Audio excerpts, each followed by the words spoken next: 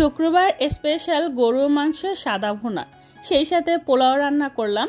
Hello everyone, আসসালামু আলাইকুম। চলে আসছে নতুন আরও একটি ডেইলি ব্লগ নিয়ে। আজকের ব্লগে আপনাদের সাথে গরুর মাংসের সাদা ভুনার ফুললি রেসিপিটা শেয়ার করব, আর সেই সাথে পোলাও রান্না করব।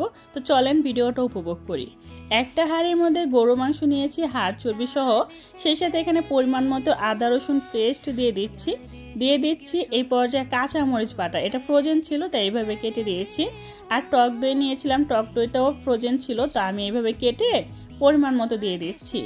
এবার দিয়ে দিচ্ছি কিছু গরম মশলা, যেমন শাহি এলাচ, সবুজ এলাচ, দারচিনি, আর দিয়ে দিচ্ছি তেজপাতা। এবার স্বাদ মতো নুন দিয়ে দিচ্ছি, সেই সাথে শুধুমাত্র ধনিয়া গুঁড়াটা পরিমাণ মতো দিয়ে দিব। এবার যেটা করব, একটা ফ্রাই প্যানের মধ্যে তেল দিয়ে তেলটা গরম হয়ে গেলে পেঁয়াজ কুচি দিয়ে দিচ্ছি প্রায় 1.5 কাপ পরিমাণ। এটা একটু ভেজে নেব, জাস্ট একটু সফট হয়ে আসলে এই তেল আর পেঁয়াজ সহ এই হাঁড়ির মধ্যে ঢেলে দিচ্ছি। এবার সুন্দর করে প্রথমত মিক্স করে নিচ্ছি, এখনও কিন্তু চুলা রাসটা ধরাই নাই, আর এখানে কোনো প্রকার পানিও দিই নাই। জাস্ট এটা খুব সুন্দর করে মিশিয়ে নিব। মেশানো হয়ে গেলে চুলা রাসটা ধরিয়ে দিচ্ছি। এবার যে মশলাটা আছে বা গরু মাংসের নিজস্ব যে পানিটা আছে ওইটা দিয়ে প্রায় 10 থেকে 15 মিনিট কষিয়ে নিব। তারপরে এক পর্যায়ে অল্প একটু পানি দিয়ে সুন্দর করে কষিয়ে নিব।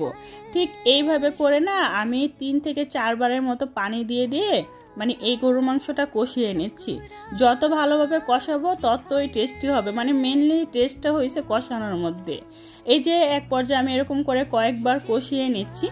এবার যেটা করব, এখানে কিছু গুঁড়া মশলা দিব, যেমন দিয়ে দিচ্ছি ভাজা জিরার গুঁড়া, সেই সাথে গরম মশলা গুঁড়া দিয়ে দিচ্ছি, গোলমরিচের গুঁড়া।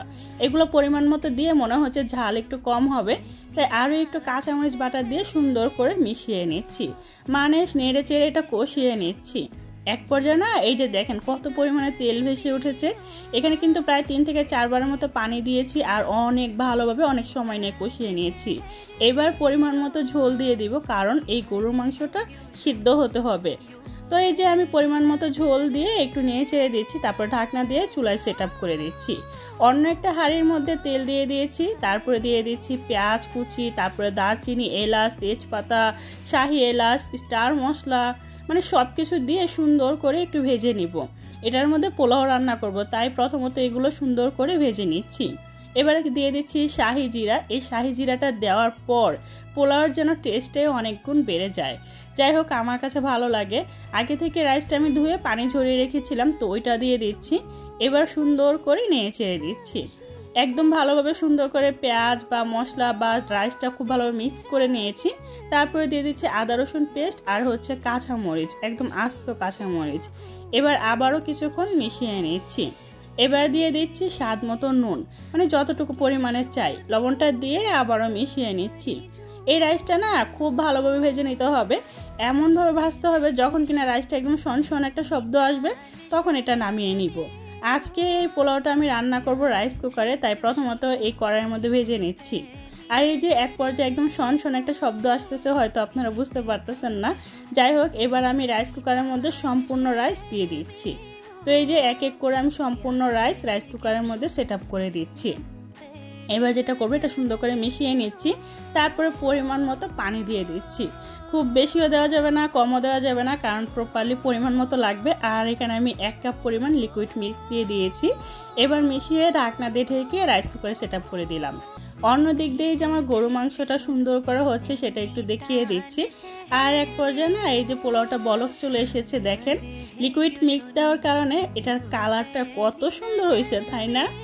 আর এদিক দিয়ে আমার গরুর মাংসটাও সুন্দর করে হয়ে যাচ্ছে। গরুর মাংস আমার কাছে মনে হয় একটু শক্ত থাকবে, টেনে খাবো তাহলে ব্যাপারটা জমে। একদম সফট হয়ে গেলে আমার কাছে একদমই ভালো লাগে না। যাই হোক, অনেকে তো অনেক বেশি সফট হলে অনেক বেশি খুশি হয়ে যায়। আসলে সবার টেস্ট তো আর একরকম না। আজকের গরুর মাংসের কালারটা হয়তো আপনাদের পছন্দ হবে না, বাট অনেক সুন্দর আসছিল। যাই হোক, রান্নাবান্না ডান। এবার আমি প্লেটের মধ্যে গরম পোলাও, সেই সাথে গরম গরুর মাংসের সাদা ভুনা নিয়ে নিয়েছি। এটা এই পর্যায়ে না এত সুন্দর একটা স্মেল আসছিল, স্মেলেই আমি পাগল হয়ে যাচ্ছিলাম। আর খাওয়ার পর মনে হচ্ছে মুখের মধ্যে বম ফুটতেছে, এতটাই টেস্টি হয়েছিল। গরুর মাংসের সাদা ভুনা কার কেমন লাগে জানি না, তবে আমার কাছে না অনেক বেশি ভালো লাগছিল। তো আচ্ছা, আমার আজকের এই গরু মাংসের সাদা ভুনার রেসিপিটা কেমন হয়েছে অবশ্যই কমেন্ট করে জানাবেন, ঠিক আছে? ভালো লাগলে লাইক কমেন্ট শেয়ার করে দিবেন, চ্যানেলটা সাবস্ক্রাইব করে রাখবেন, আর পেজে লাইক ফলো দিয়ে সবসময় সাপোর্ট করবেন। শুধুমাত্র গরু মাংসের সাদা ভুনা না, সেই সাথে গরুর মাংস আলু দিয়ে ঝাল ঝাল ঝোলের তরকারিও ছিল, তো সেটাও একটু আপনাদের সাথে শেয়ার করতেছি। দুইটা রান্না দুই রকমের হয়েছে, কিন্তু জিনিসটা একই, তাই না? দেখেন, এটা হচ্ছে গরুর মাংস একটু ঝাল ঝাল করে লাল লাল করে রান্না করা হয়েছে, আর এটাও গরুর মাংস শুধুমাত্র সাদা সাদা করে রান্না হয়েছে। দুইটা জিনিস এক হলেও টেস্টটা কিন্তু আলাদা। সবাই ভালো থাকবেন, আল্লাহ হাফেজ।